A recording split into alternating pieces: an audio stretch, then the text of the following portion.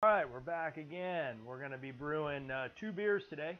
One is a mango pale ale, one is a session beer. The first beer we're going to do is a session at 5.25 gallons. Waiting for Rob to show up with the grains, but we got our hot liquor tank going.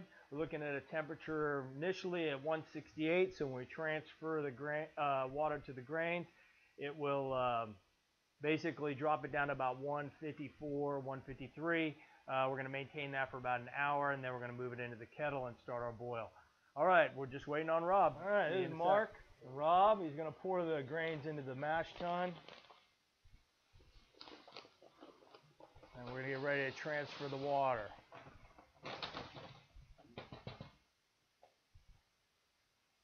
All right. Here we go.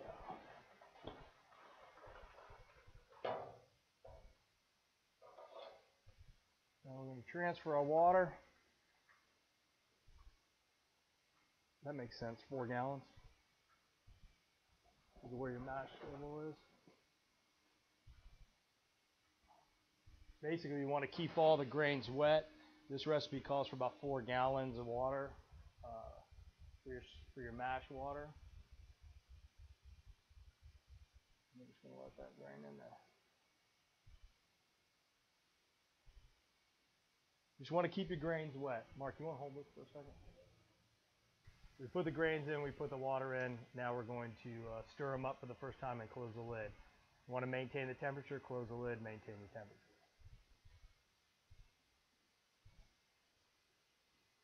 You want to get the grains all wet and mixed up.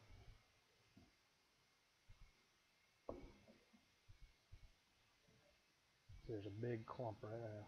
Mm-hmm. See that? Mm-hmm. You don't want that.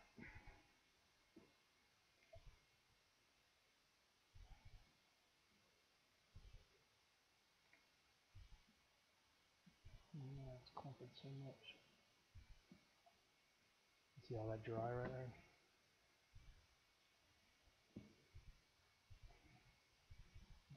Just a little more water.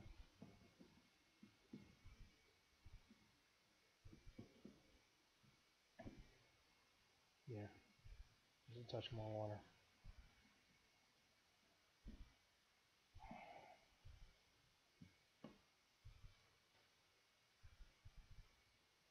That big clump right there.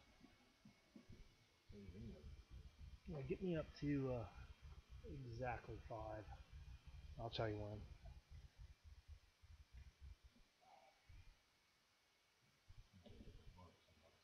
Mm-hmm. Well, then next mark. This is all kind of like one of those things where you kind of go with what they say, but you just really want the grains to be completely wet. So, all right, we've dumped in our mash. It's mashing right now. We got our timer going in about 20 minutes. We're going to go ahead and stir it up again. Mark right now is adding more water to the hot liquor tank so we can have sparge water. And I'll join you when we're sparging. All right. What we're going to do now, we've reached our 60-minute mark on the steeping, and we're going to start sparging. We're going to get our first runnings right now. Okay, go ahead over here. And what we're trying to do here is get rid of the cloudiness of the mash. So here we go, Mark. Go ahead, keep going. We're going to keep going until we see clear beer. Or clearer beer, or this gets hot and I got to pour it back in.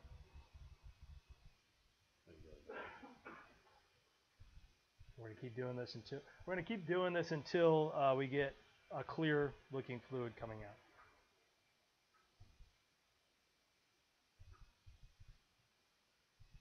Go ahead and stop it for a second. Hold on. We're going to pour it right back into the mash tun.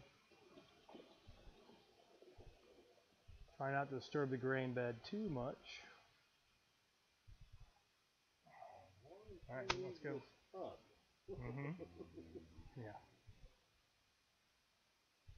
What we're trying to do is get a clear, we're not seeing sediment come through right here. We're getting pretty close. This is so your wort's clear, you don't get a lot of this extra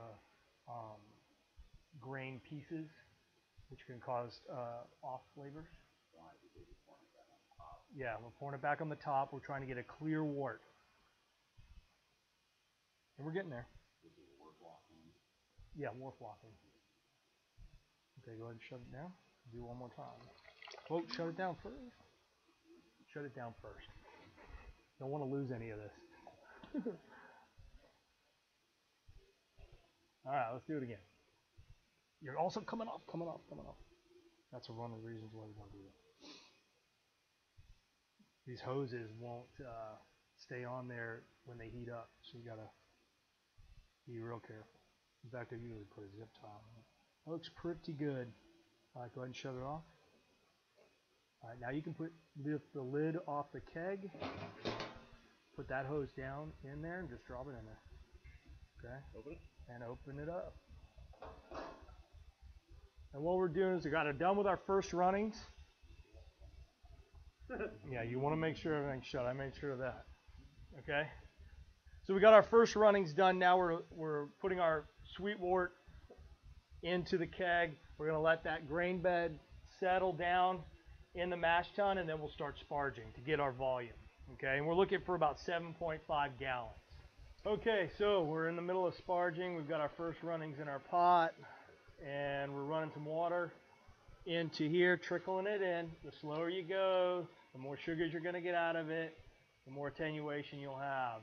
So we're going real slow, keeping about a 1/4 inch of water on top of the grains and making sure they stay compacted. So we're moving it around, not creating any holes, getting down in there.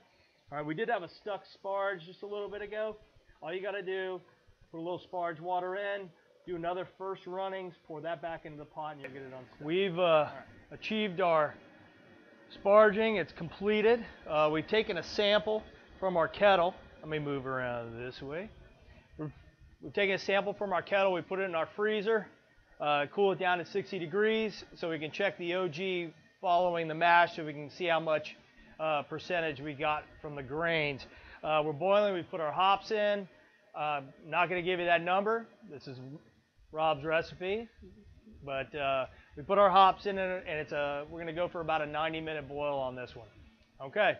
We're also setting up another keg up here, and we're going to start the second recipe right now.